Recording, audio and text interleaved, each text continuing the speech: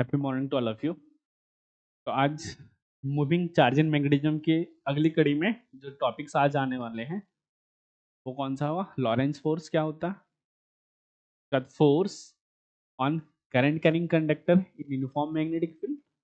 Next, the force between two parallel current carrying wire और torque experience by current loop in uniform magnetic field. सबसे पहला topic है Lawrence force. Lawrence force ने कुछ नहीं किया, दो चीजों को जोड़ दिया कि अगर मान लेते हैं कोई चार्ज है, इस ये कहाँ रखा पड़ा, इलेक्ट्रिक फील्ड के प्रेजेंस में भी, और इस चार्ज को हमने क्या किया, वेलोसिटी दे दिया, और साथ में हमने क्या लगा दिया है, मैग्नेटिक फील्ड।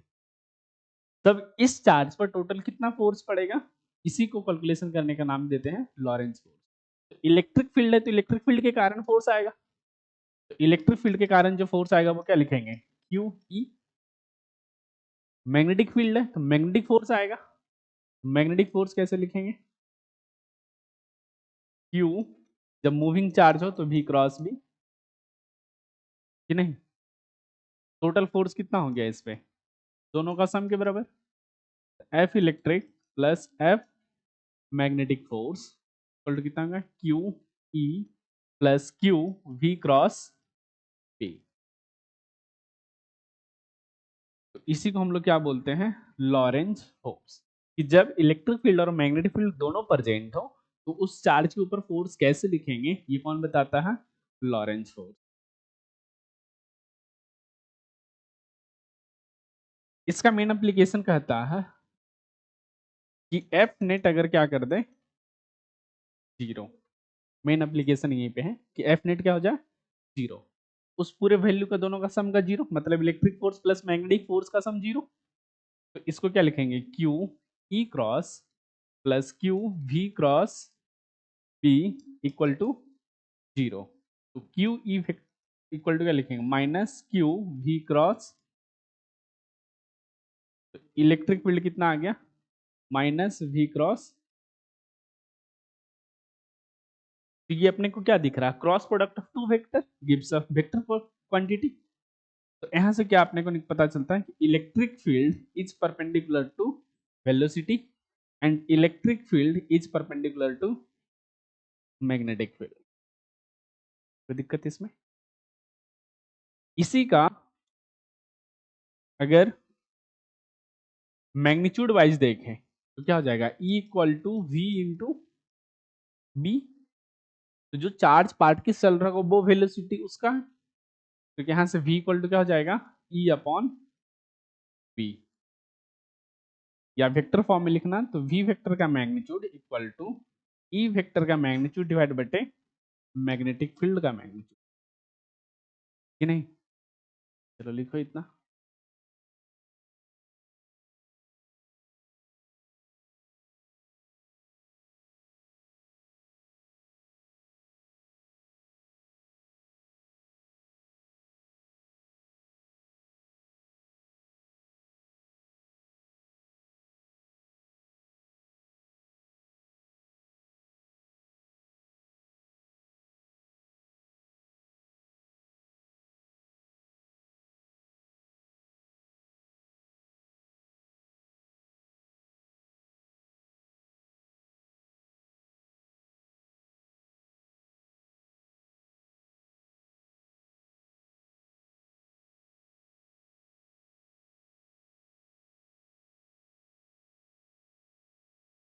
और यहीं से जैसे इलेक्ट्रोमैग्नेटिक वेव में आएंगे तो यहाँ से यही चीजें क्या हो जाएगा, ये चार्ज पार्टिकल का स्पीड है, तो चार्ज पार्टिकल का स्पीड कितना है, ई बटे वी।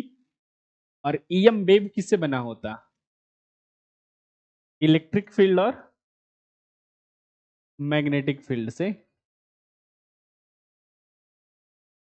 तो इस ईएम वेव का स्पीड होता कि नहीं, और ईएम वेव कितने का स्पीड से चलते हैं, स्पीड ऑफ लाइट। तो इसी को स्पीड ऑफ लाइट के फॉर्मेट में लिखें तो सी इक्वल टू क्या जाता है, ई नॉट अपॉन टी नॉट। तो ईएम वेव में काम करेगा। तो अगर इलेक्ट्रिक फील्ड का एम्पलीट्यूड मालूम है ई नॉट, मैग्नेटिक फील्ड का एम्पलीट्यूड निकाल सकते हैं। मैग्नीट्यूड ऑफ मैग्नेटिक फील्ड मालूम है तो इलेक्ट्रिक फील्ड का मैग्नीट्यूड निकाल सकते हैं एम्पलीट्यूड में। तो ईएम वेव में बस इतना ही मेन है। कि इलेक्ट्रिक फील्ड दिया हुआ तो मैग्नेटिक फील्ड कैसे लिखेंगे, मैग्नेटिक फील्ड दिया तो इलेक्ट्रिक फील्ड कैसे लिखेंगे।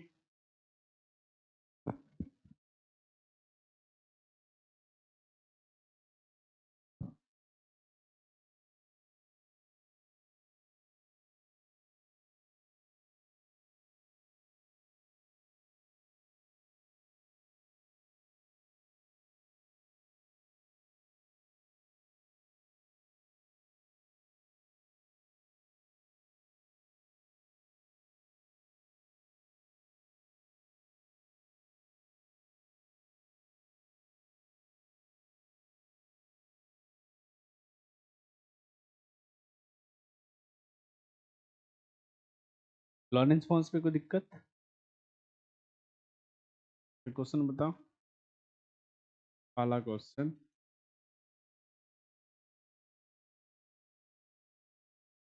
A particle having charge q moves with velocity v through a region in which both an electric field E and a magnetic field B are present. The force on particle is option,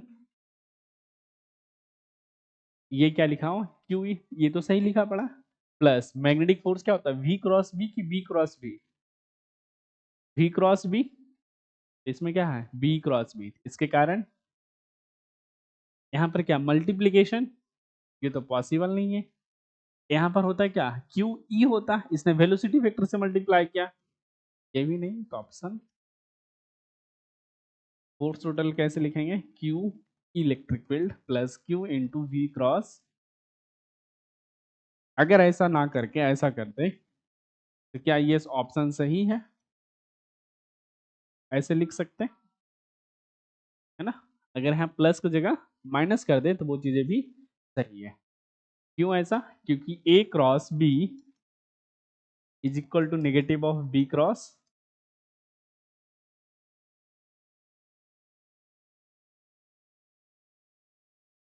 charge को क्या फर्क पड़ना, charge तो scalar quantity है, कोई दिक्कत इसमें। चलो दूसरा टॉपिक है अपना force on current carrying wire in a uniform magnetic field. कि कोई वायर है उसको हम क्या किए किसी मैग्नेटिक फील्ड में प्लेस किए तो उस पर कितना फोर्स लगेगा। तो जो वो फोर्स लिखता है वो क्या होता है F equal to I L cross, F equal to क्या होगा I L cross B. L क्या है डिस्प्लेसमेंट वेक्टर, क्या है ये डिस्प्लेसमेंट वेक्टर, कहां से कहां तक का, कि जहां से करंट स्टार्ट हुआ वो एंट्री होना और जहां पर एग्जिट हो रहा वो वेक्टर है, from entry point two exit point of current. और बी वेक्टर क्या है मैग्नेटिक फील्ड रिप्रेजेंट करेगा, और आई क्या रिप्रेजेंट करेगा करंट।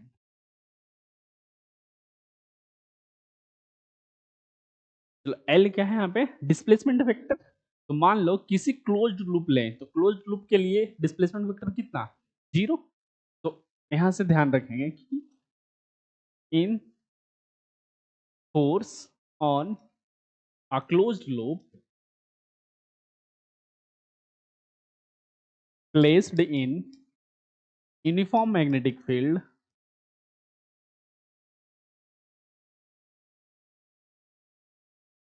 कितना होगा जीरो।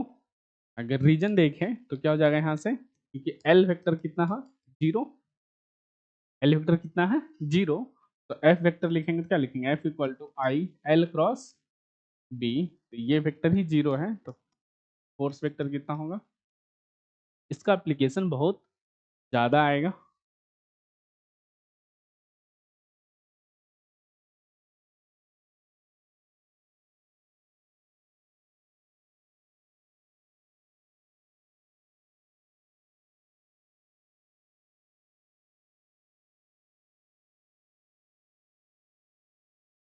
चलो डिस्प्लेसमेंट वेक्टर और मैग्नेटिक फील्ड वेक्टर एक ही डायरेक्शन में हो जाए तब फोर्स कितना होगा? हाँ, जीरो। अपोजिट डायरेक्शन में हो जाए तो इस बात का दिल लिख लीजिए यहाँ पे कि if theta equal to 0 degree तो फोर्स कितना होगा? Zero. If theta equal to 180 degree तब भी फोर्स कितना? जीरो। और if theta equal to 90 degree तो फोर्स क्या लगेगा? मैक्सिमम, और वो कितना होगा? ILP।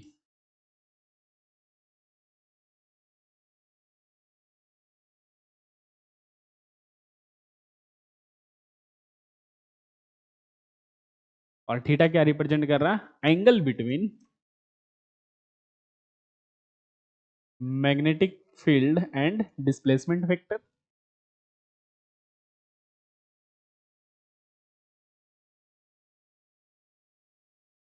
Displacement vector. और क्या बोल सकते हैं यहां से हम? छोटी छोटी चीजों पर ध्यान दे तो ऐसा बोल सकते हैं F vector is perpendicular to L vector, कि नहीं? दूसरा क्या बोल सकते हैं? F vector is perpendicular to magnetic field V vector. बात का ध्यान रखेंगे तो एफ डॉट एल कितना हो जाएगा? जीरो। और एफ डॉट बी क्या हो जाएगा? जीरो। ये छोटे छोटे पॉइंट को माइंड में रखेंगे कि एफ डॉट एल वेक्टर लिखे तो कि zero, F dot B vector लिखे तब भी zero.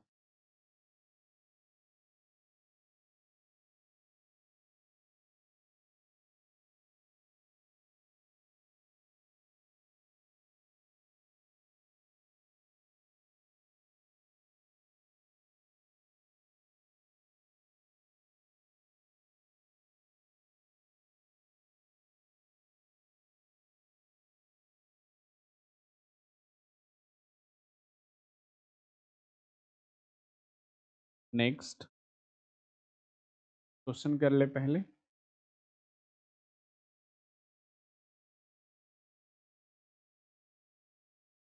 A wire carrying a current I along the positive x-axis has length L. It is kept in a magnetic field B vector equal to 2I cap plus 3J cap minus 4K cap Tesla. The magnitude of magnetic force acting on the wire is।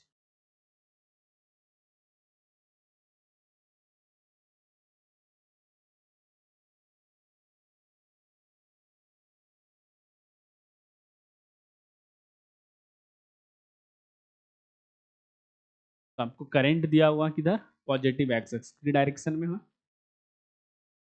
Wire को ऐसा, इसके अंदर current ऐसा flow कर रहा, तो इसके entry यहाँ इधर एग्जिट होगा इसी डायरेक्शन में। लेंथ वेक्टर भी डिस्प्लेसमेंट वेक्टर हो गया, तो एल वेक्टर का डायरेक्शन किधर हो गया? आई कैप, और लेंथ एल ही दिया हुआ, तो लिख ले एल वेक्टर का जो डायरेक्शन है, L displacement vector, L I cap. Magnetic field कितना दिया हुआ? 2I cap plus 3J cap minus, नहीं, और करंट कितना फ्लो कर रहा है? आई। करंट दिया हुआ कितना? आई। फोर्स कैसे लिखेंगे? I L cross, cross product निकाल लीजिए। तो जो आई का वैल्यू आई, एल वेक्टर लिखेंगे, एल बाहर निकालिए, I cap cross 2I cap plus 3J cap minus, तो आई के साथ आई तो जीरो हो गया, आई के साथ जे लेंगे तो के आएगा, कितने मैग्नीट्यूड का? 3। आई को के से मल्टीप्लाई करेंगे तो जे, जे कैप में कुछ आएगा तो ये 4 आएगा। मुझे मैग्नीट्यूड निकालना है तो साइन का कोई टेंशन ही नहीं है अपने को, तो अपने को क्या बच रहा? जे कैप वाला इससे बच रहा, आई जे के बचा और के आई जे बचा। तो मुझे कुछ ऐसा दिख रहा कि आई एल इंटू 3 के cap plus,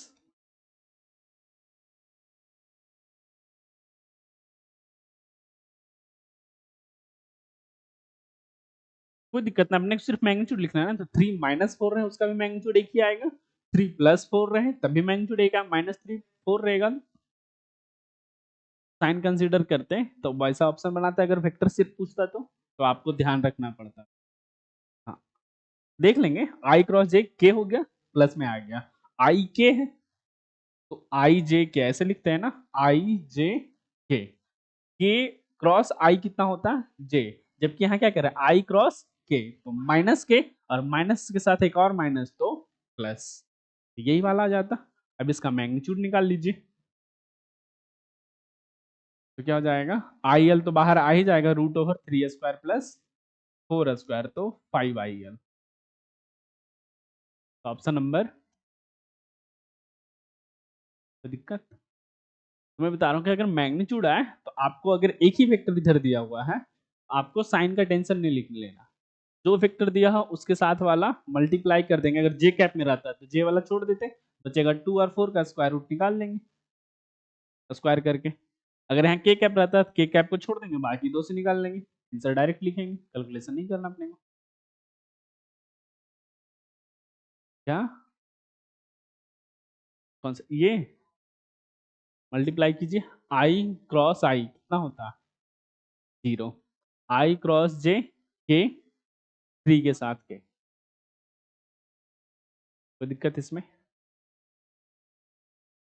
next,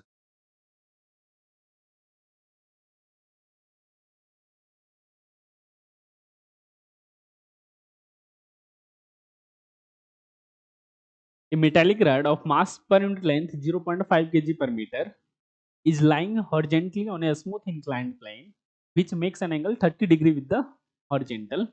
The rod is not allowed to slide down by flowing a current through it when a magnetic field of induction 0.25 Tesla is acting on it in vertical direction. The current flowing in the rod to keep it stationary. तो कुछ ऐसा है, diagram पहले सोचिए कि एक plane है, inclined plane, ये 30 डिग्री पे है और यहाँ पर एक मेटेलिक रड रखा पड़ा। तो इसका क्या दिया हुआ मुझे, मास पर यूनिट लेंथ कितना दिया हुआ 0.5। अब इसमें करंट इस तरह से बहा है कि इसको स्लाइड डाउन नीचे नहीं होना, तो स्लाइड डाउन कराने के लिए कौन जिम्मेदार, mg। तो इस पर कितना लग रहा होगा नीचे, mg साइन 30 डिग्री कि नहीं। अब इस पर क्या है, वर्टिकल डायरेक्शन में हमने क्या किया है, मैग्नेटिक फील्ड अप्लाई कर दिया। तो वर्टिकल डायरेक्शन किधर अपना, ऐसे, तो फोर्स किधर आएगा, इसके परपेंडिकुलर, इसके परपेंडिकुलर कौन सा लाइन, ऐसा है ना, इस प्लेन के, वो दिखेगा बाहर ही अपने को, ये दिख रहा है ऐसा, तो कितना फोर्स लग रहा होगा, आई एल बी मैक्सिमम मान लिया परपेंडिकुलर सारे करके। तो अब सोचो ये 30, तो ये एंगल कितना, इसका कौन सा कंपोनेंट स्लाइड नहीं होना, तो ये दोनों फोर्स क्या हो रहे होंगे, इक्वल, आंसर अपना आ गया। तो एनएलएम दोनों मिक्स कर दिए,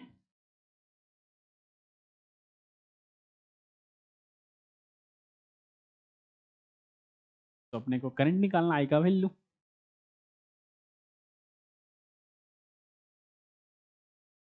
नॉट स्लाइड क्या होना पड़ेगा, mg sine 30 equal to I L B cos. तो इधर क्या मालूम आपने को, मास पर यूनिट लेंथ दिया हुआ ना, तो इस लेंथ को इधर लेके चले आए, तो g साइन 30 बटे कॉस 30 क्या हो जाएगा यहाँ पे, tan 30 degree equal to I into B, m by L का वैल्यू कितना है 0.5, g का वैल्यू 10, tan 30 1/√3 और मैग्नेटिक फील्ड नीचे आ जाएगा, मैग्नेटिक फील्ड कितना है 0.25 ना, इक्वल टू आई,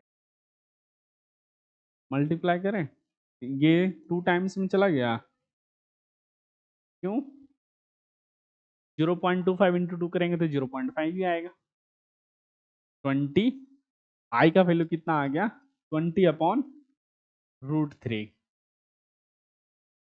तो ऑप्शन हो गया 21.7 के अप्रॉक्स। इसको कर ले 0, तो 17, एक कटेगा, उसके बाद बचेगा 3, 3 0, 11.32 दिख रहा। अप्रोक्सीमेशन करेंगे तो 11 पॉइंट समथिंग, कि नहीं? कोई दिक्कत इसमें है तो बता।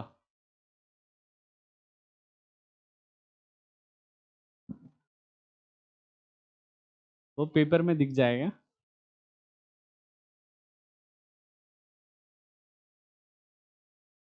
चलो नेक्स्ट। चलो next. A straight wire of length 0.5 meter and carrying a current of 1.2 ampere is placed in uniform magnetic field of induction 2 Tesla. The magnetic field is perpendicular to the length of wire. The force on the wire.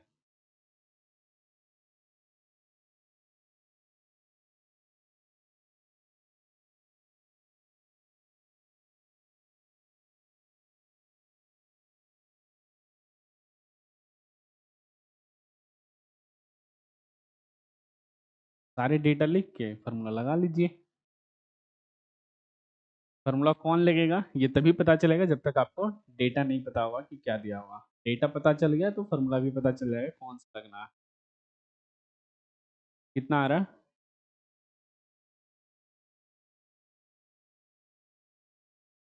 तो F equal to क्या लगा लेंगे, I L V sign theta, और theta कितना लिखा हुआ है यहाँ पे 90 डिग्री। तो एफ इक्वल टू क्या हो गया, आई एल, आई का वैल्यू कितना दिया 1.2 इंटू लेंथ कितना दिया, मैग्नेटिक फील्ड कितना हो गया एक 1.2।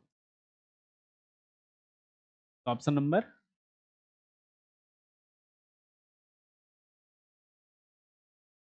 नेक्स्ट।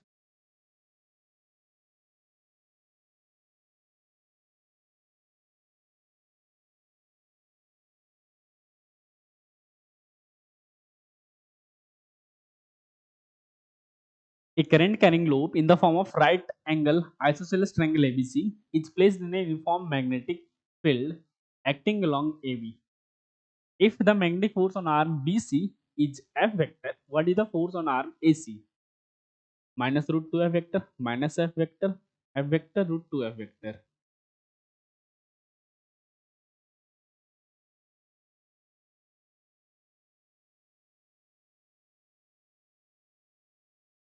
तो सोचो इस पर मैग्नेटिक फील्ड कैसे लगा है, इस डायरेक्शन में, AB के डायरेक्शन में।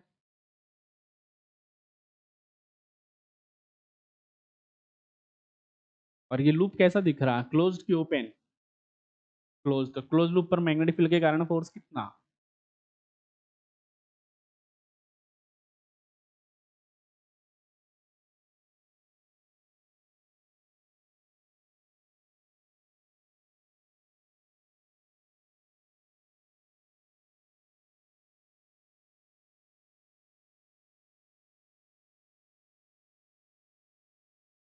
तो क्या लिखा हुआ F इक्वल टू क्या होगा आई एल क्रॉस, और यहाँ एल क्रॉस कितना है, एल वेक्टर 0, तो एफ वेक्टर क्या हो गया 0। ये कौन सा वेक्टर है, नेट वेक्टर ना।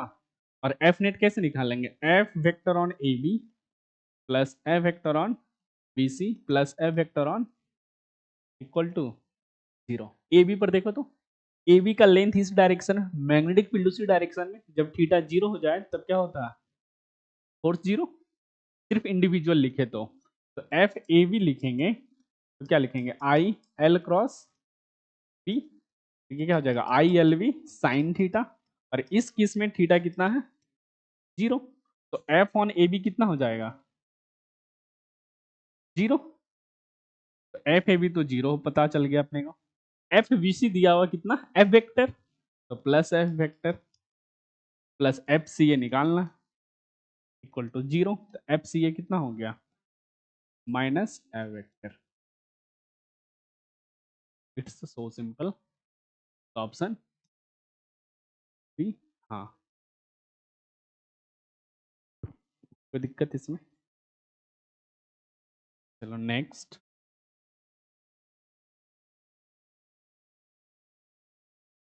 A circular coil ABCD carrying a current I is placed in uniform magnetic field.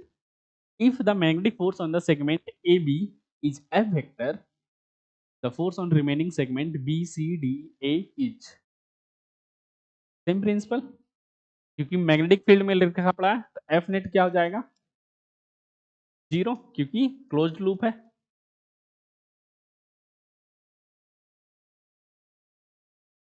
तो क्या लिखेंगे? F on A B arm plus F on B C D equal to, और ये कितना दे F vector plus F vector on B C D A, F B C D A कितना हो गया? कोई दिक्कत? चलो next.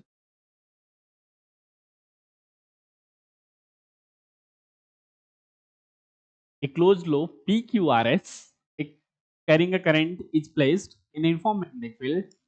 If the magnetic force is on the segment PS, SR and RQ are F1 vector, F1, F2 and F3 respectively, and are in the plane of paper along the direction shown. The force on segment QP is F3 minus F2 minus F1, F3 minus F1 plus F2। तो option square root के अंदर कौन सा?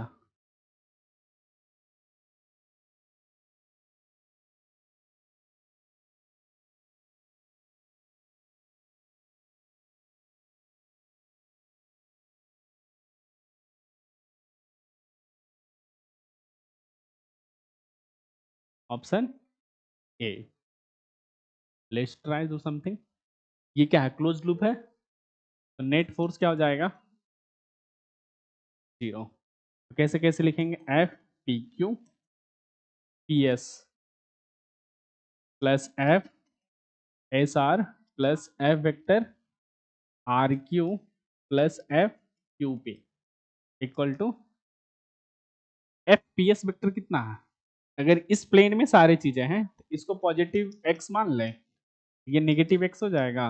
ऊपर की direction को positive by, नीचे की डायरेक्शन को नेगेटिव बाई। तो एफ पी एस कितना लिखेंगे? Minus F one I cap में, है ना? इधर की डायरेक्शन आई कैप है तो इधर क्या हो जाएगा? F one minus I cap लिखें तो minus F one I cap. F S R क्या लिखें? Minus F two J cap. F R Q कैसे लिखें? F three I cap plus F vector Q P equal to, तो F vector Q P कितना आ गया? सोचो। F two उधर चला जाएगा तो F two J cap plus में आ जाएगा, plus F one minus F three I cap, कि नहीं? मैग्नीट्यूड निकालेंगे तो कितना आएगा? F F Q P vector का मैग्नीट्यूड कितना हो जाएगा? Square root of I cap plus J cap का स्क्वायर। तो आई कैप का कंपोनेंट कितना? Coefficient F one minus F three का whole square plus F two का स्क्वायर। इसको F one minus F three लिखे चाहे F three minus F one लिखे, कोई दिक्कत तो है नहीं। तो ऑप्शन नंबर बी।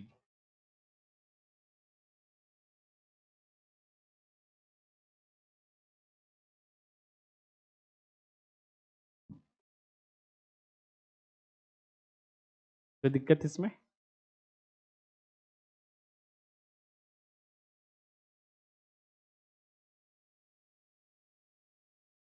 आगे बढ़े।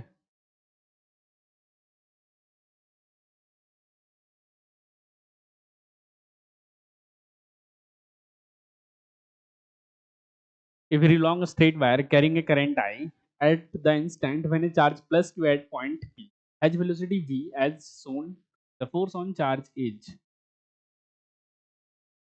ये चार्ज क्या दिख रहा है? Moving charge. तो मूविंग चार्ज के लिए फोर्स कैसे लिखते हैं? F equal to Q V cross,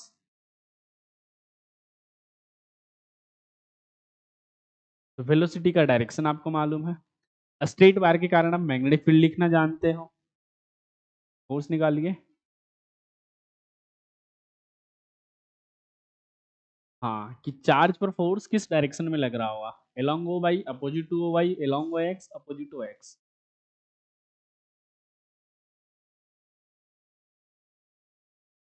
क्योंकि चार्ज मूविंग है, उसमें तो करंट है नहीं,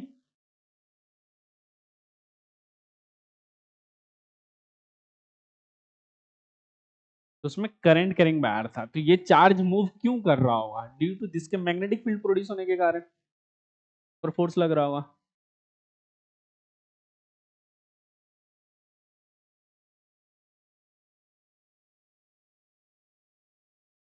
वो कब लिखवाया था, जब किसी यूनिफॉर्म मैग्नेटिक फील्ड में हम रखेंगे वायर को, तब। क्या यहाँ से पहले यूनिफॉर्म मैग्नेटिक फील्ड बना हुआ? नहीं, तो हम वो चीजें नहीं सोचेंगे।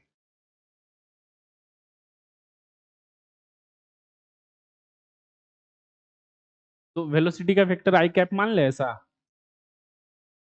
इसके कारण इस डायरेक्शन मैग्नेटिक फील्ड कितना, right hand thumb rule, inward की डायरेक्शन में। तो अगर इसको पॉजिटिव एक्स माने, इसको पॉजिटिव बैठते, इनवर्ड में निगेटिव जेड होगा, आउटवर्ड में पॉजिटिव जेड। तो हमें वी वेक्टर पता चल गया आई कैप में, वी वेक्टर पता चल गया माइनस के कैप। हाँ, क्योंकि प्लेन के परपेंडिकुलर होगा, और प्लेन एक्स वाई है अपना, इसके परपेंडिकुलर कौन सा एक्सिस, जेड एक्सिस। और जेड में भी किधर, इनसाइड। आउटवर्ड को हमने प्लस के माना है, इनसाइड वाले को क्या हो जाएगा, माइनस के। तो मल्टीप्लाई कर लो, तो आई क्रॉस माइनस के। तो अपने नहीं कुछ है, तो आई जे के, तो आई क्रॉस के क्रॉस आई क्या होता है, प्लस जे ना। हाँ, तो यहाँ क्या है, माइनस में आ जाएगा, माइनस इंटू माइनस जे कैप, तो क्या हो गया प्लस, प्लस जे कैप कौन सा डायरेक्शन, ओ बाई के अलाउ, अलाउ।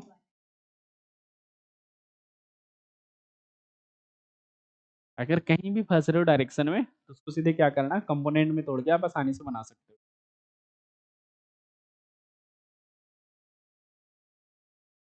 कोई दिक्कत।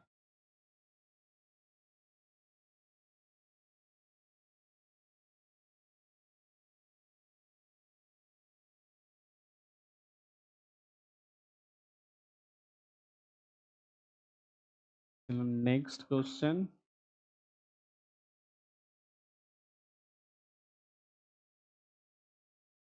नेक्स्ट कॉन्सेप्ट आता है कि जब दो करंट कैरिंग वायर पैरेलल में रखा हुआ हो, तब क्या क्या हो सकता है, एक दूसरे पर फोर्स कैसा लगाएगा, किस डायरेक्शन में लगाएगा, और कितना लगाएगा।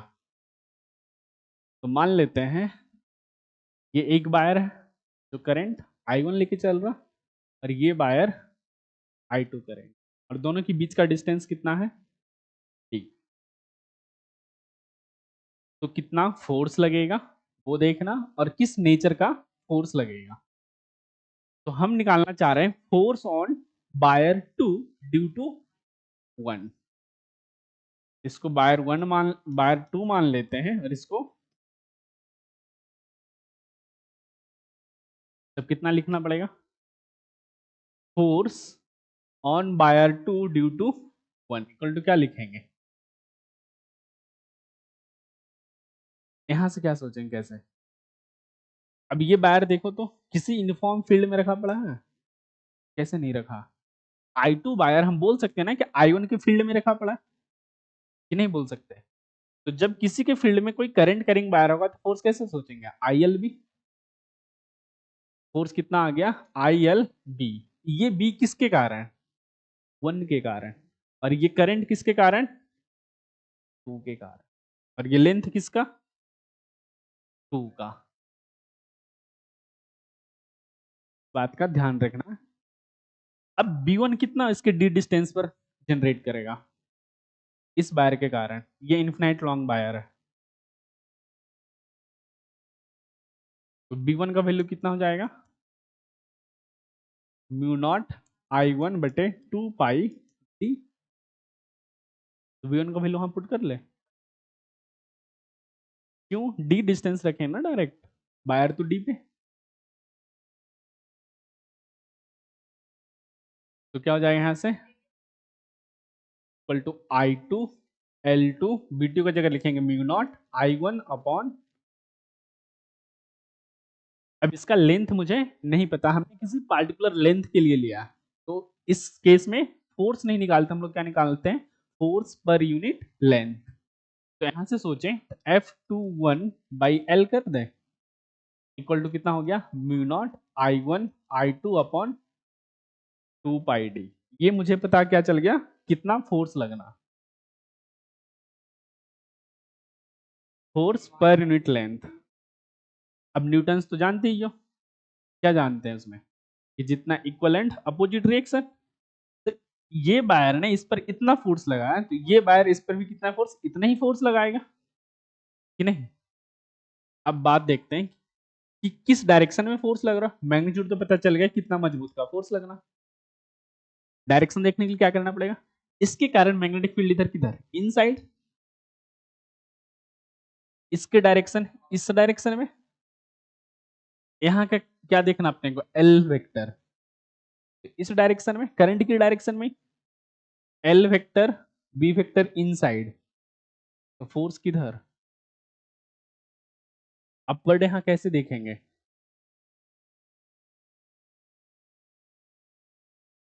हाँ, तो अपवर्ड, अपवर्ड बोलने का मतलब,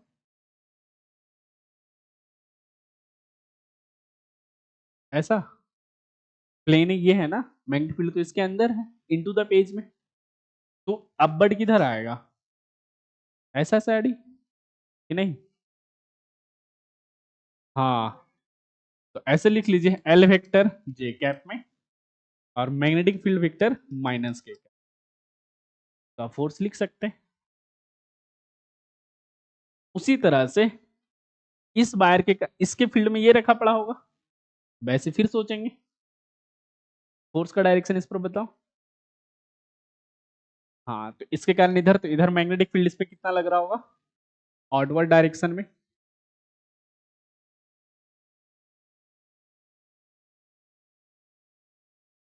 इसका वेक्टर उधर, तो ये फिर से जे क्रॉस के में हो जाएगा, इस पर ये फोर्स किधर लगता हुआ दिखेगा, जब वायर में सेम डायरेक्शन में करंट फ्लो करेगा तो कैसा फोर्स दिखेगा, अट्रैक्शन रिप्रेजेंट कर रही है ना, तो अट्रैक्टिव नेचर का, तो क्या हो गया, यहां से नोट डाउन कर लेंगे, सेम करंट डायरेक्शन होगा दोनों वायर में, तो फोर्स कैसा होगा, अट्रैक्टिव, और अपोजिट नेचर में हो जाए तो रिपल्सिव, अपोजिट करंट डायरेक्शन हो जाए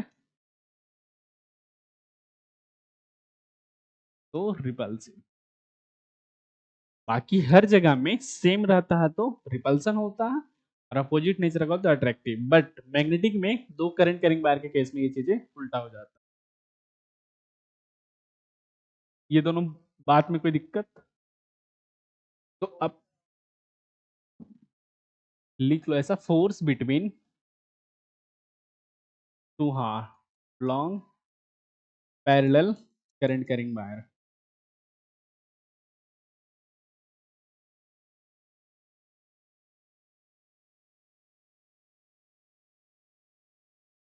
तो आपको बार बार डायरेक्शन नहीं देखना है कि फोर्स किधर लग रहा, अगर सेम डायरेक्शन में करंट बहता हुआ दिख जाएगा दो वायर में तो अट्रैक्टिव नेचर का, अगर अपोजिट नेचर का करंट डायरेक्शन दिख जाए तो रिपल्सिव नेचर का।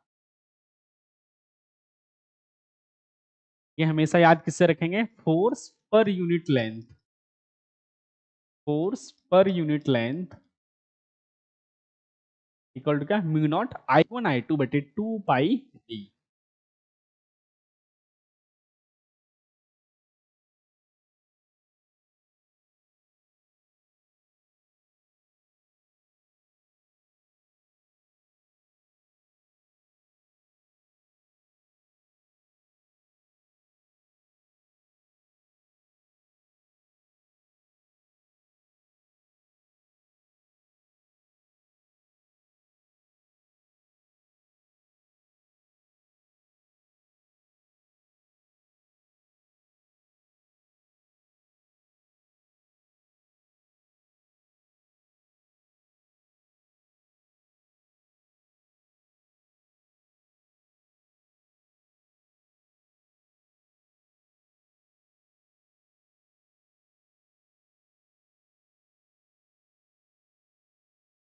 सेम आएगा। बस उस समय ध्यान क्या रखना है, वो ऐसा कुछ सोचने को लिखने को बोले तो कि जब फोर्स 1 ड्यू टू 2 लिखेंगे तो क्या लिखेंगे, force current in 1 into length of 1 और मैग्नेटिक फील्ड ड्यू टू 2। ये कितना आ जाएगा, I1 L1 V2 कितना आ जाएगा, mu not I2 upon 2 pi D. यहाँ भी फोर्स पर यूनिट लेंथ लिखना देखे तो क्या जा रहा है, mu naught I1 upon I2 by 2 पाई। तो दोनों के केस में फोर्स पर यूनिट लेंथ क्या रहता है, सेम। बट फोर्स अलग अलग हो सकते हैं कि लेंथ पर डिपेंड करेगा। तो फोर्स पर यूनिट लेंथ पूछेगा तो ये सोचेंगे, फोर्स पूछेगा तो लेंथ से उसको मल्टीप्लाई कर देंगे उस वायर के।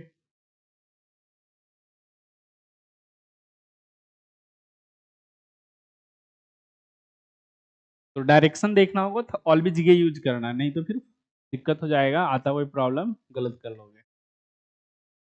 हाँ,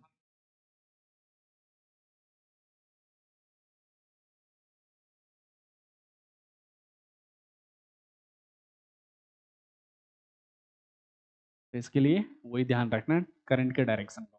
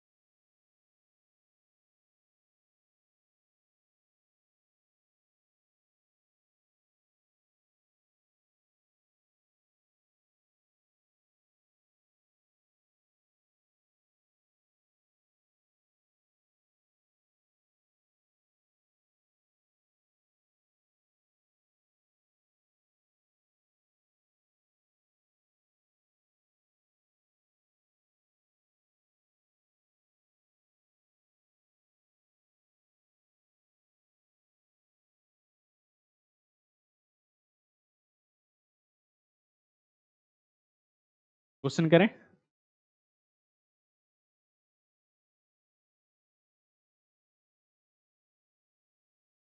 ये 2023 का क्वेश्चन है।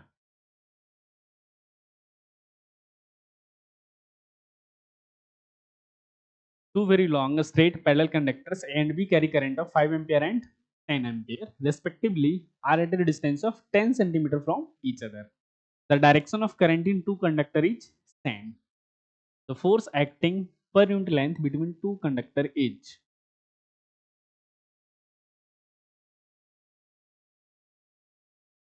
तो इसमें से दो ऑप्शन तो छाट लोगे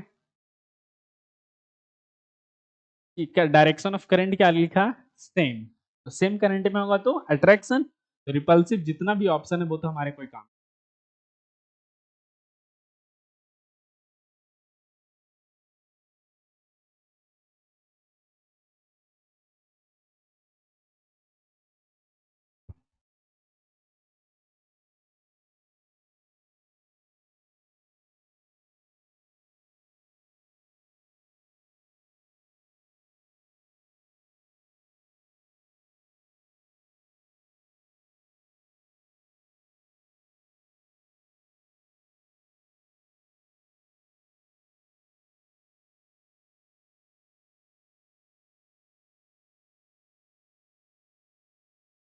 कौन सा, तो रिपल्सिव तो पहले ही खत्म, तो अट्रैक्टिव। तो फोर्स पर यूनिट लेंथ कैसे लिखेंगे इसमें, mu naught I1 I2 upon 2 pi T. Mu naught का value 4 pi into 10 to the power 5 ampere 10 ampere 2 pi into 0. तो 2 से 2 ये कैंसल, ये 5 दूनी कितना हो गया 10 into 100 into 10 to the power -7, तो हो गया 10 to the power -4 newton per metre. और सेम डायरेक्शन में है तो कैसा, अट्रैक्शन। तो option number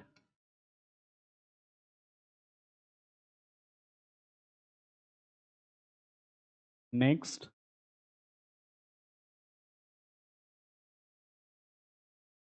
two long parallel wire are at a distance of 1 meter. Both of them carry 1 ampere of current. The force of attraction per unit length between the two wire is.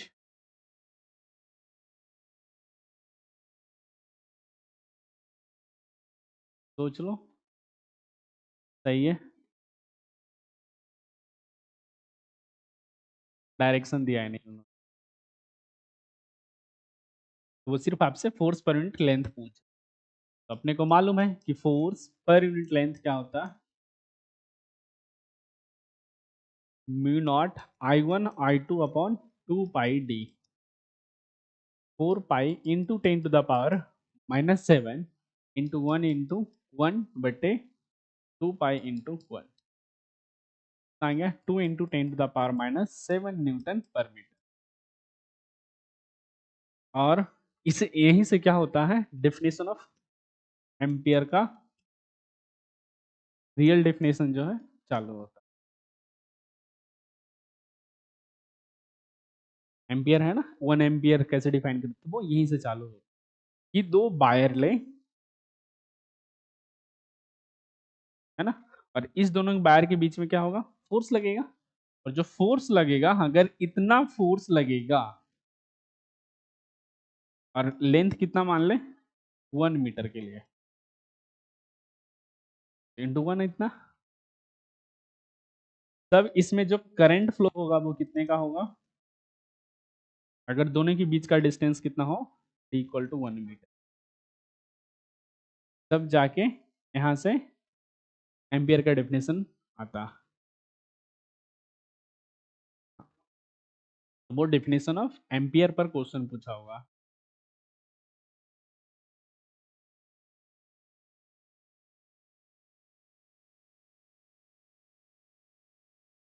Straight wire placed perpendicular to the plane of paper carrying same current I along the same direction as shown in the figure. Magnitude of force per unit length on the middle wire B is given by per unit length on the wire। मान लो कि A point है यहाँ, B point है यहाँ, C point है यहाँ, 3 wire ऐसे लगे, एक वायर यहाँ पे, एक वायर यहाँ और एक वायर यहाँ, और तीनों में क्या है, करंट का डायरेक्शन सेम है। तब बताना है कि इस B वायर पर टोटल कितना फोर्स लग रहा हो। ऑप्शन, गलती जो कर रहे हो इसी बात का गलती कर रहे हो कि यहां पर अगर ऐसा होगा तो फोर्स इस डायरेक्शन में आएगा, और इधर होगा तो फोर्स, दो अलग अलग वेक्टर है ना, तो √2 टाइम्स हो जाएगा क्योंकि 90 डिग्री पे, तो √2 mu naught I square by, नीचे 2 पाई डी आता है ना, तो ये ऑप्शन नंबर सी देखेगा। तो बी और सी वायर में देखेंगे तो फोर्स पर यूनिट लेंथ जो आएगा वो कितना आएगा, म्यू नॉट I2 बटे दोनों के बीच का डिस्टेंस 2 पाई डी, किस डायरेक्शन में, आई कैप मान लें ऐसा कुछ। फिर बी और ए वायर का जब इंटरेक्शन होगा तो फोर्स पर यूनिट लेंथ कितना हो जाएगा, mu not I2 upon 2 pi D, इसको माइनस, तो नेट फोर्स क्या हो जाएगा, सेम अमाउंट ऑफ फोर्स है बट दो परपेंडिकुलर डायरेक्शन में, तो एफ नेट कैसे लिखेंगे, √2 times of force per unit length के लिए, तो फोर्स पर यूनिट लेंथ, तो √2 into mu naught I2 upon 2 पाई, कितना हो गया, म्यू नॉट I2 बटे √2 पाई डी। क्यों, नीचे 2 है ना, हाँ, तो ऑप्शन नंबर क्या दिखा अपने को, तो डायरेक्शन का ध्यान रखेंगे कि इधर फोर्स लगे। नेक्स्ट,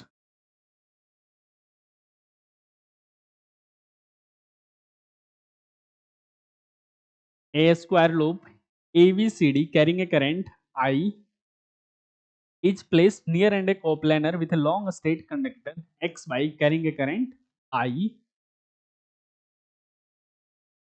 वायर में है कैपिटल I और उसके अंदर small I current, the net force on the loop. हाँ, फिर आई एल क्रॉस बी। तो अगर इसमें करंट सोचो, करंट का डायरेक्शन दे रखा उसने, इधर से करंट गया होगा, इधर आया होगा कि नहीं। ये बायर फोर्स ऐसा वाला तो मालूम है, ये दोनों क्या हो गया, सेम डायरेक्शन में। तो नेचर कैसा, अट्रैक्शन, एक दूसरे को अट्रैक्ट करेगा, उसका फोर्स लिख पाएंगे। ये एक दूसरे के अपोजिट, तो रिपल्सन, तब भी सी डी, बीसी और एडी अपोजिट डायरेक्शन में करंट, तो इस दोनों के कारण फोर्स तो कैंसिल आउट हो जाएगा। ये इसका फोर्स और इसका फोर्स कैंसिल आउट, तो बचेगा किसका, ए बी और सी डी के कारण। तो जब ए बी के लिए लिखेंगे तो अट्रैक्शन है, तो इस पर फोर्स इधर लगा होगा, इस पर फोर्स इधर लगा होगा। फोर्स ऑन ए बी लिखें, L equal to mu naught capital I small I upon 2 pi into L by. चलो, फोर्स ऑन सी डी पर यूनिट लेंथ कितना हो जाएगा, mu naught I small I बटे 2 पाई इंटू लेंथ कितना, L by. एक दूसरे का अपोजिट में फोर्स लग रहा, सब्ट्रैक्ट करेंगे कितना आएगा बताओ जल्दी।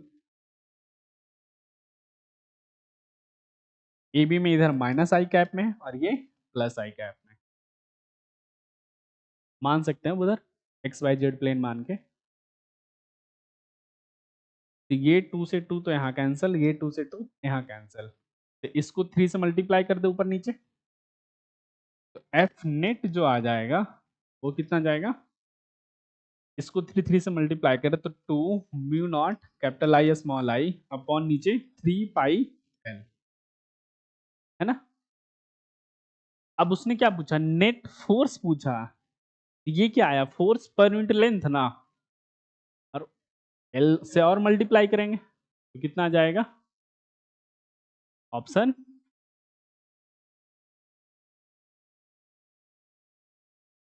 तो एल से एल कैंसिल हो जाएगा, तो ऑप्शन नंबर कौन दिख रहा, ए। ये क्या लिखा हुआ, फोर्स पर यूनिट लेंथ, और अपने को निकालना क्या है, फोर्स। फोर्स लिखेंगे तो क्या लिखेंगे, 2 mu naught capital I small I upon 3 pi L into L, L से एल कैंसल आउट, कितना हो गया, 2 mu naught capital I small I upon 3 पाई। तो ये दोनों चीजें दिया हुआ,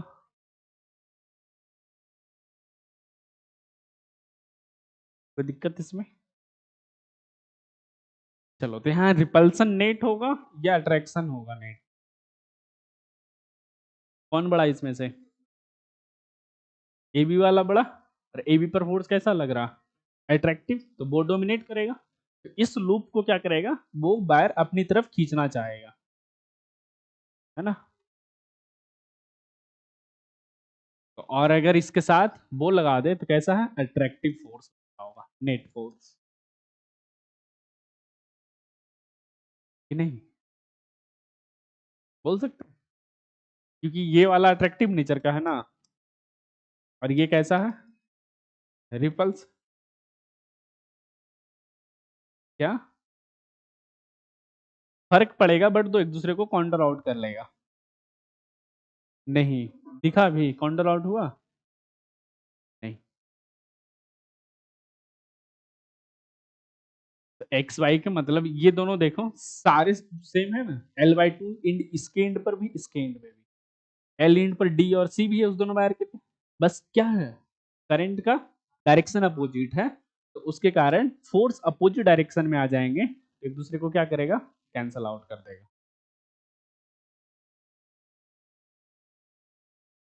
आगे बढ़े,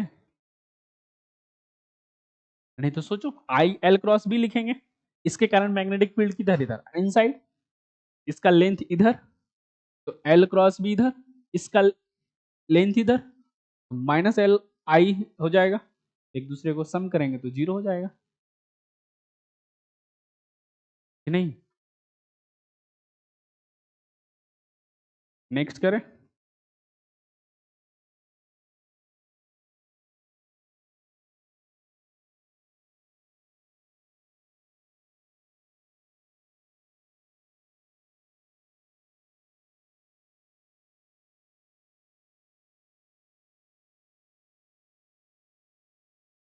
A square loop carrying a steady current I is placed in a horizontal plane near a long straight conductor carrying a steady current I1. ये कर लो I1 at a distance d from the conductor as on the figure. The loop will experience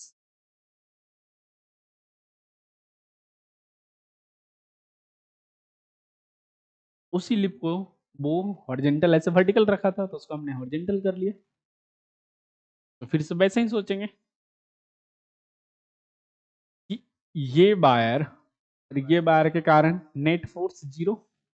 अब ये wire और ये wire बचेगा, ये wire और ये वायर के साथ कैसा सेम डायरेक्शन में, तो अट्रैक्टिव नेचर इसको इधर करेगा और इस वायर और इस वायर के लिए सोचे तो अपोजिट नेचर का, ये वायर क्या करेगा रिपल्सन फेस करेगा। अब ज्यादा डिस्टेंस पे है तो कम फोर्स लगेगा, वो कम डिस्टेंस पे है तो ज्यादा फोर्स लगेगा। तो attractive force dominates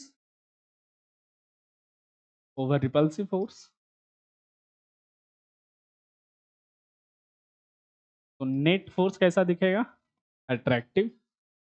net force is in nature of attractive nature. तो अट्रैक्शन किधर होगा कंडक्टर की तरफ।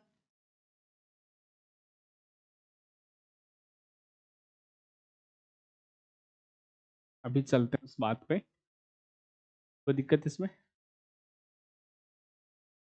तो लास्ट टॉपिक आपके लिए जो बचता है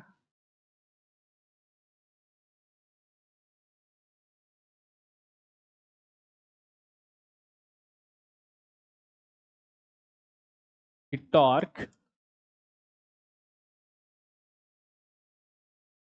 on current carrying wire, current carrying loop placed in uniform magnetic field. Magnetic field loop के अंदर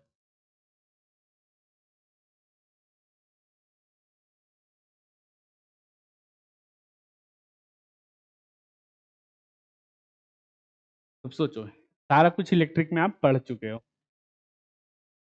अगर एनालॉगस तैयार करें तो इलेक्ट्रिक क्या होता था डायपोल, उसको कहा यूनिफॉर्म इलेक्ट्रिक फील्ड में प्लेस करते थे। Uniform electric field.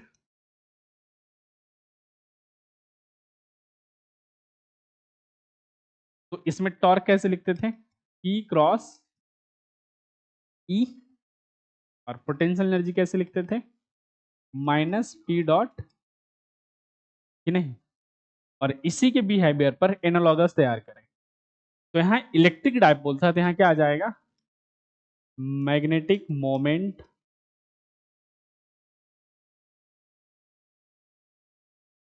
तो इसको रिप्रेजेंट करते हैं एम वेक्टर से। उस इलेक्ट्रिक फील्ड की जगह क्या आ जाएगा मैग्नेटिक फील्ड बी वेक्टर। तो टॉर्क कैसे लिखेंगे यहाँ पी के जगह एम, तो एम क्रॉस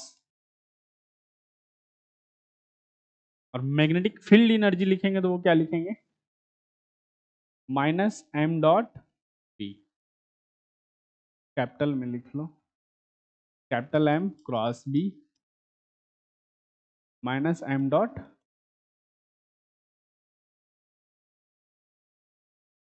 अब मैग्नेटिक मोमेंट लिखेंगे कैसे, बात ये आई क्योंकि डायपोल लिख लेते थे कैसे Q into length between dipole. तो मैग्नेटिक मोमेंट जो लिखते हैं वो कैसे लिखते हैं, तो वो हो जाता है एन लूप करंट फ्लो करे तो एन आई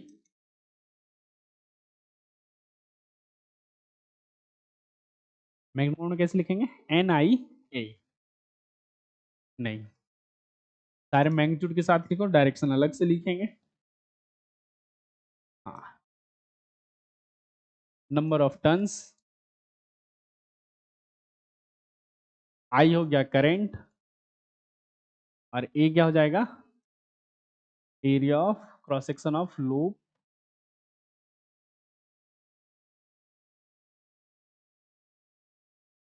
तो direction of magnetic moment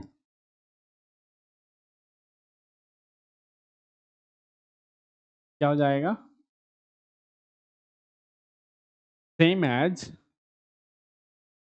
direction of area vector. और एरिया वेक्टर कैसे देखते हैं, ऑडवर्ड नॉर्मल को पॉजिटिव मानते हैं,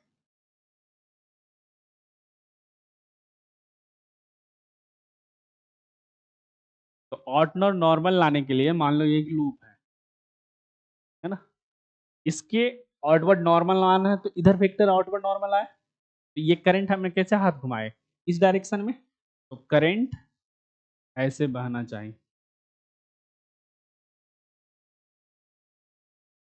हाँ, आउटवर्ड नॉर्मल बाहर की डायरेक्शन वाली, उसको हम क्या मानते हैं, पॉजिटिव।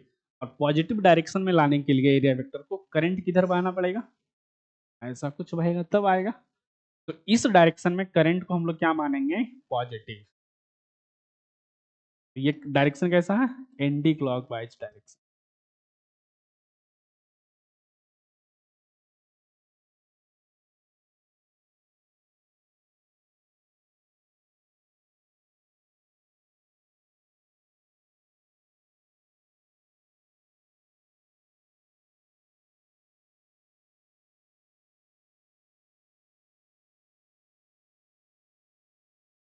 तो अगर ये याद है तो आपको ये भी याद रहेगा, किसी एक को याद करो, सारा चीज लिख सकते हो।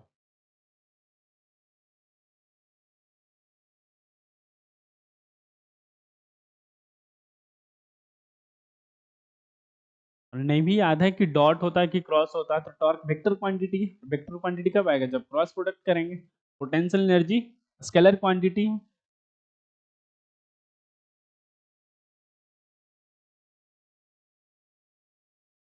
तो डॉट यूज करेंगे।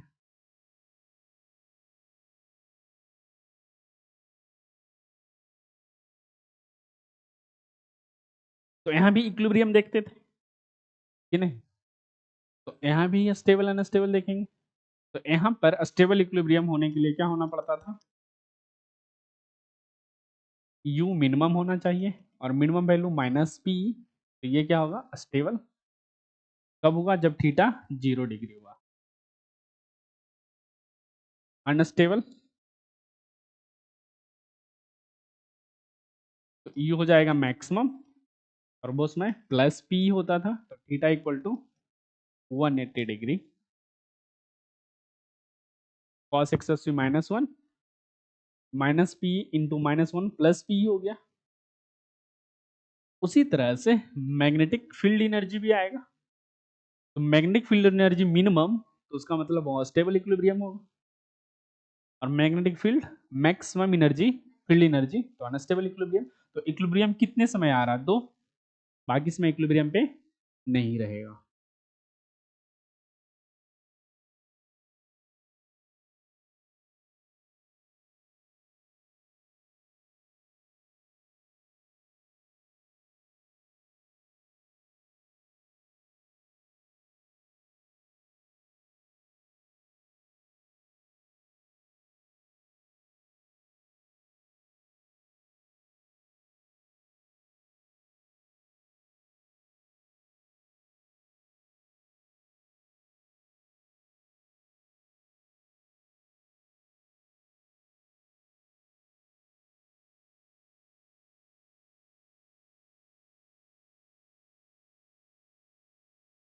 U इक्वल टू क्या था, -m डॉट टी, तो थीटा क्या करें पहले, 0, कैसे भी लिख सकते हैं minus M B cos theta. Theta zero का मतलब u equal to minus M B, है ना। और थीटा जीरो कहने का मतलब एंगल बिटवीन, थीटा क्या रिप्रेजेंट कर रहा है, angle between normal vector of loop, और नॉर्मल वेक्टर ऑफ लूप क्या आएगा, डायरेक्शन ऑफ मैग्नेटिक मोमेंट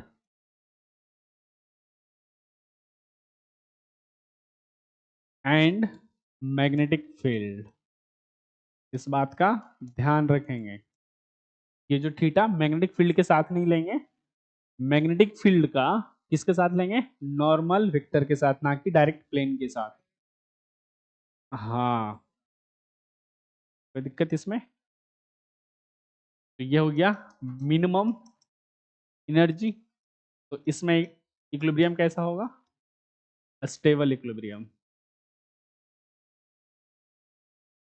दूसरा case, theta equal to 180 degree, तो पोटेंशियल एनर्जी कितना हो जाएगा, minus M B cos 180 degree हो जाएगा प्लस एम बी, और ये एनर्जी क्या हो गया, मैक्सिमम।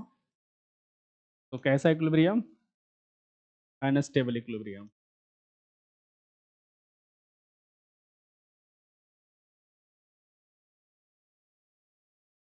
कोई दिक्कत इसमें।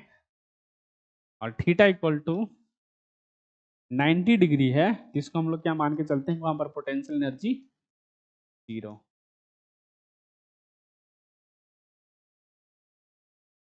ये अजम्पशन है हमारा। इसी तरह से टॉर्क के लिए सोचे तो क्या लिखेंगे, टॉर्क इक्वल टू क्या है, एम क्रॉस मैग्नीट्यूड वाइज लिखे तो टॉर्क क्या हो जाएगा, एम बी, और एम क्या होता है, एन आई ए, तो N I A B sine theta.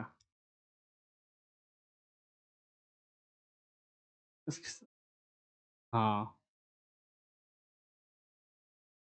तो ये मैग्नीट्यूड वाइज हो गया। टॉर्क मैक्सिमम कब होगा, जब थीटा क्या हो जाए, और कितना होगा, और इसका यूज कल करेंगे, नहीं अभी न्यूमेरिकल करना है ना। तो गैल्वेनोमीटर इसी प्रिंसिपल पर बेस्ड है, tau equal to N I A B sine theta. और आपने पढ़ रखा है फिजिकल पेंडुलम, चाहे टॉर्सनल पेंडुलम।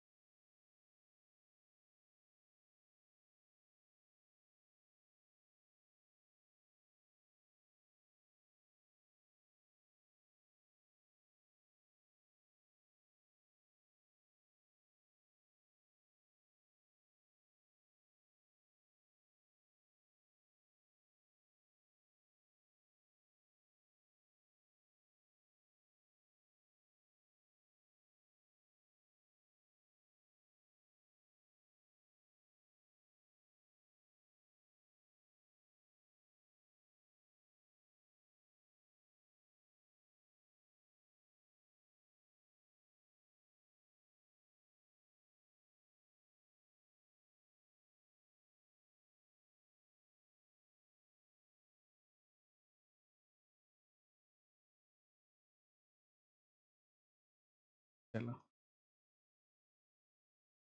क्वेश्चन करें।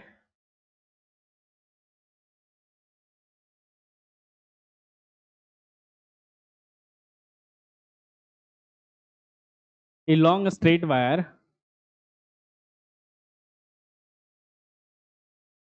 चलो करो। A long straight wire carrying a certain current and produces a magnetic field of 2 into 10 to the minus 4 Weber per meter square at a perpendicular distance of 5 centimeter from the wire.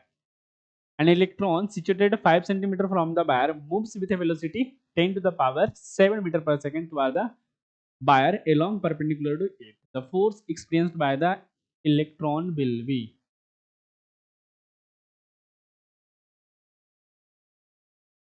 इसमें तो कुछ नहीं करना, charge चल रहा,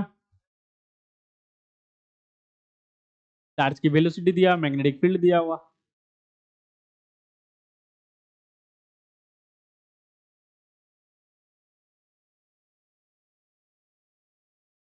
तो charge यहां दिख रहा है, मूविंग चार्ज है, तो मूविंग चार्ज पर फोर्स कैसे लिखते हैं, Q V cross V, velocity का देखिए फॉर्मूला। हाँ तो उसने ऐसा करंट नहीं दिया है, तो उसने डायरेक्ट आपको सारा कैलकुलेशन करके दे दिया है कि ऐसा एक वायर है, इससे 5 मीटर 5 सेंटीमीटर 5 सेंटीमीटर पर कितना मैग्नेटिक फील्ड बन रहा है ये बता दिया। कितना बन रहा, 2 × 10⁻⁻⁴ वीवर पर मीटर, है ना। और यहाँ पर क्या है, एक इलेक्ट्रॉन है, इलेक्ट्रॉन को रख लेते हैं। वो इलेक्ट्रॉन कहाँ लिखा हुआ है, an electron situated at 5 centimetre from the wire, तो 5 सेंटीमीटर फ्रॉम द वायर पहुंच गए। वो जो चल रहा है 10 टू द वायर की तरफ, इस डायरेक्शन में कितने से चल रहा है, 10 टू द पावर 7 मीटर पर सेकेंड से। तो बताइए इस पर कितना फोर्स लग रहा होगा।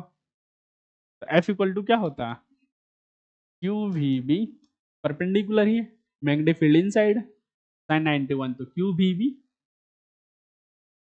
और क्यू का वैल्यू कितना, इतना, 10 to the power 7 into magnetic field कितना,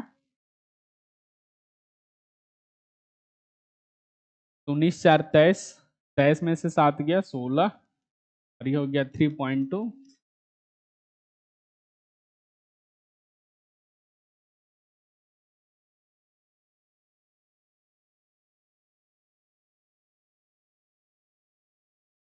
चलो next,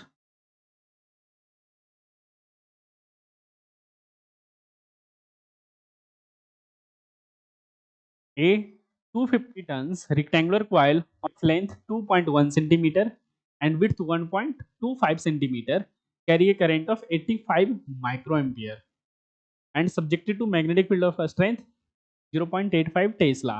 Work done for rotating the coil by 180 degree against the torque.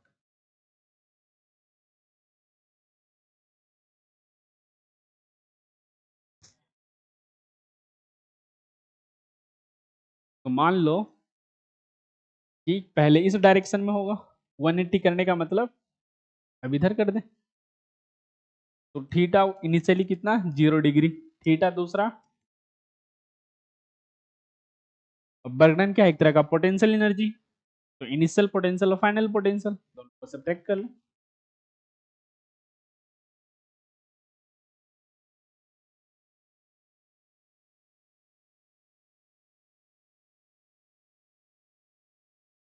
तो थीटा इक्वल टू 0 डिग्री पर कितना पोटेंशियल एनर्जी आएगा,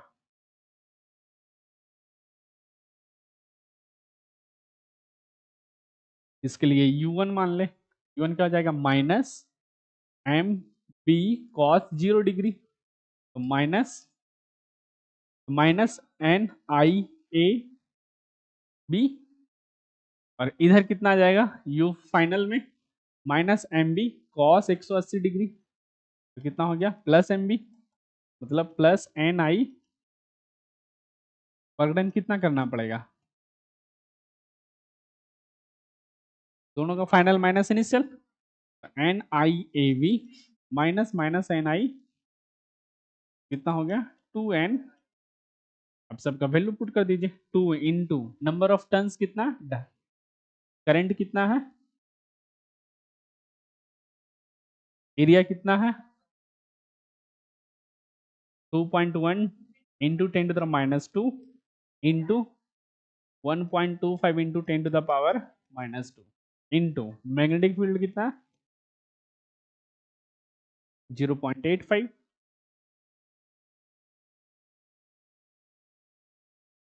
क्या अब बताओ, कैलकुलेशन करो तो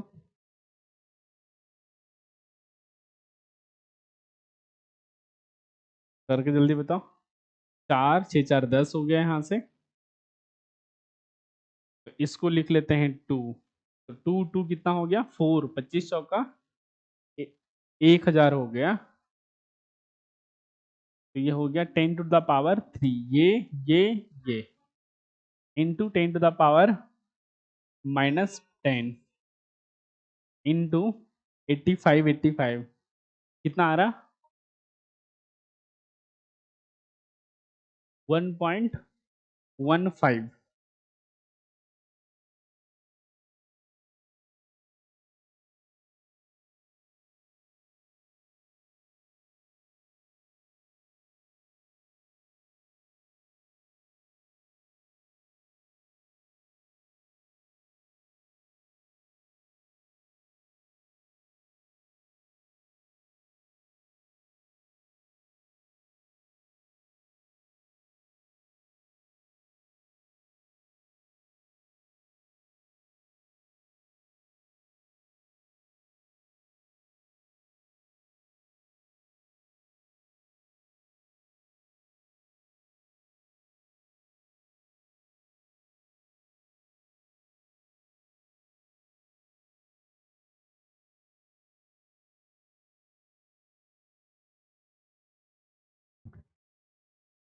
तो कैलकुलेशन करने पर क्या आ जाएगा 9.1 इंटू 10⁻⁻6, ये हो जाएगा 9.1 माइक्रोजूल। तो ऑप्शन नंबर,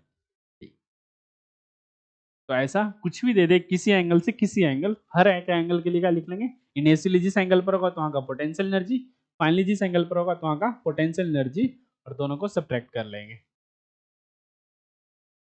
नेक्स्ट,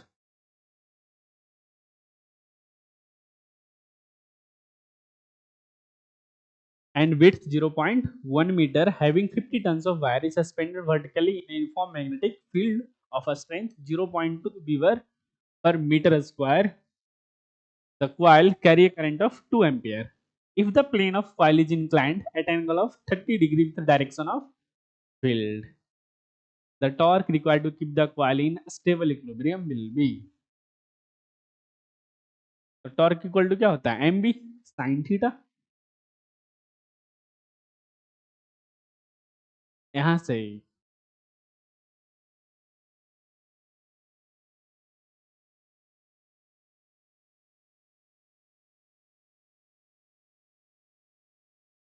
कैसा भी कुछ मान लो, plane of coil is inclined, है ना, मान लो क्वाइल ऐसा है, उसको हम इंक्लाइन, अगर ये मैग्नेटिक फील्ड है, इंक्लिनेशन ऐसा,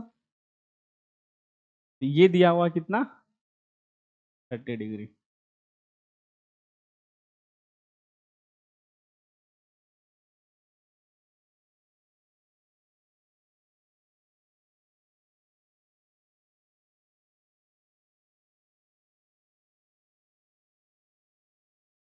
तो जो गलती करोगे वो कहाँ गलती करोगे पता, इस एंगल के लिए, क्योंकि ये एंगल किसके साथ दिया हुआ, प्लेन ऑफ क्वाइल के साथ, बट मुझे चाहिए किसके साथ, प्लेन के नॉर्मल वेक्टर के साथ। तो टॉर्क इक्वल टू क्या एम बी साइन थीटा, और M equal to N I A B sine theta. तो थीटा जो होता है क्या, angle between area vector and magnetic field. हाँ, ये प्लेन के साथ दिया तो यहाँ थीटा किसका हो जाएगा 90 - 30 डिग्री, तो कितना हो जाएगा वो 60 डिग्री।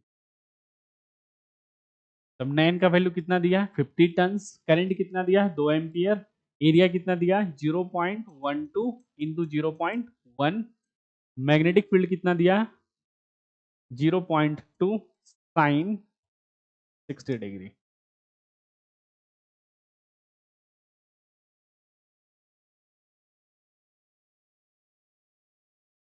तो ये हो गया 50 गुना 100 इंटू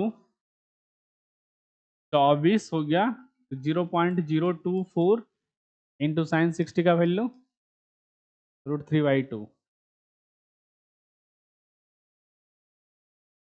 ये हो गया अपने को 0.12 मल्टीप्लाई करेंगे तो कितना हो जाएगा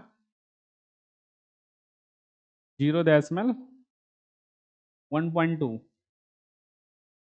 इंटू √3। √3 का वैल्यू 1.7।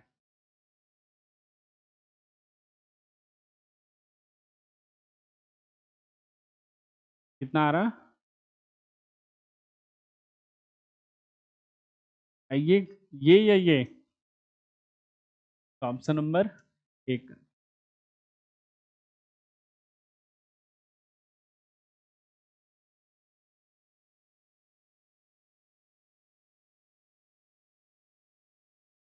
तो 4 शून्य है ना यहाँ पे, तो ये 100 इंटू 0.0024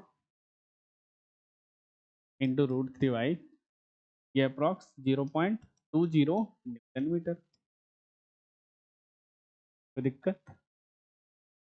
चलो नेक्स्ट।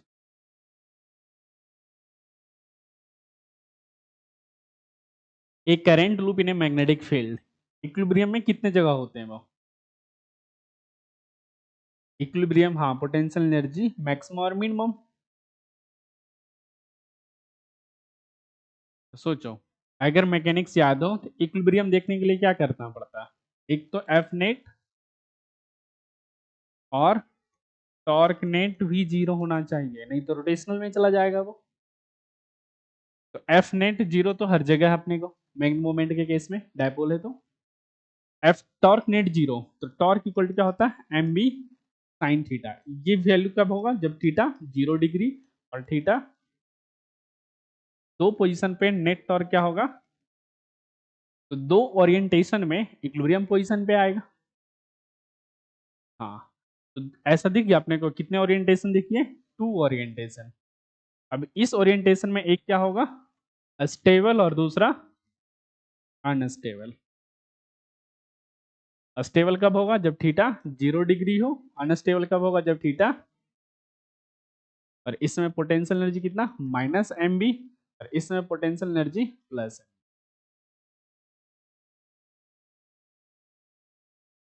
तो option number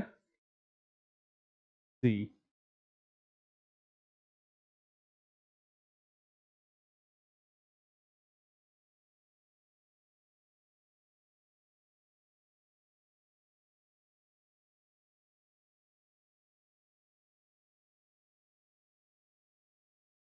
last, a closely wound solenoid of 1000 tons and area of cross section 1.5 into 10 to the minus 4 meter square carry a current of 2 ampere. It is suspended through its center and perpendicular to its length, allowing it to turn in a horizontal plane in a uniform magnetic field इतना, making an angle of 30 degree with the axis of solenoid. The torque on the solenoid will be। तो ऐसा कुछ होता solenoid, और इसके अंदर में magnetic field along the axis ही बनता है ना। तो इसका एरिया ऑफ नॉर्मल वेक्टर यही डायरेक्शन, बट इसमें हमने क्या किया? मैग्नेटिक फील्ड इस तरह से 30 डिग्री पर प्लेस किया। तो एरिया वेक्टर मैग्नेटिक फील्ड का बीच का एंगल कितना दिख रहा है? 30। तो फिर टॉर्क लिख लीजिए। तो टॉर्क क्या होगा? M B sine NIAB sine 30। N का value 2000, current 2, area 1.5 into magnetic field कितना हो गया? ये 2 से ये 2, ये हो गया कितना? 3, तो क्या 15 पचे 75, 75 दूना 150, 10 4 लिख ले सारे को, ये हो जाएगा 10 to the power -4 into 10 to the power -2 -1।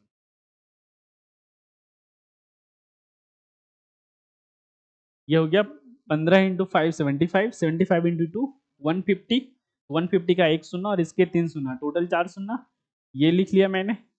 उसके बाद क्या बचा 10 पर पावर -2 और ये 10 ऊपर चला गया तो -1, ये कैंसल, तो हो गया 15 -3। डेसिमल में लिखना है तो 1.5 इंटू 10⁻², न्यूटन मीटर। इसके कितने आ जाएंगे, इंटू 10⁻², न्यूटन। तो ऑप्शन नंबर, कोई दिक्कत? तो यहाँ पर आपके ये टॉपिक खत्म। तो इसमें बस ध्यान रखना कि जब सेम डायरेक्शन में दो पैरेलल बार के सबसे ज्यादा क्वेश्चन होने का चांसेस है इस बार, अगर आने हैं तो सेम डायरेक्शन में रहेंगे तो अट्रैक्शन, अपोजिट डायरेक्शन में तो रिपल्सन। और टॉर्क याद रखना m क्रॉस b। m क्या होता है, N I A. Magnetic moment का डायरेक्शन किधर होगा, ऑटवर्ड नॉर्मल। और F equal to I L cross B, और L क्या है यहाँ पे, डिस्प्लेसमेंट वेक्टर। हाँ, ऑटवर्ड नॉर्मल की डायरेक्शन में ही करंट को पॉजिटिव लेते हैं, तो हमेशा ऑटवर्ड नॉर्मल लेना है। तो आज की क्लास यहीं खत्म करते हैं। Thank you.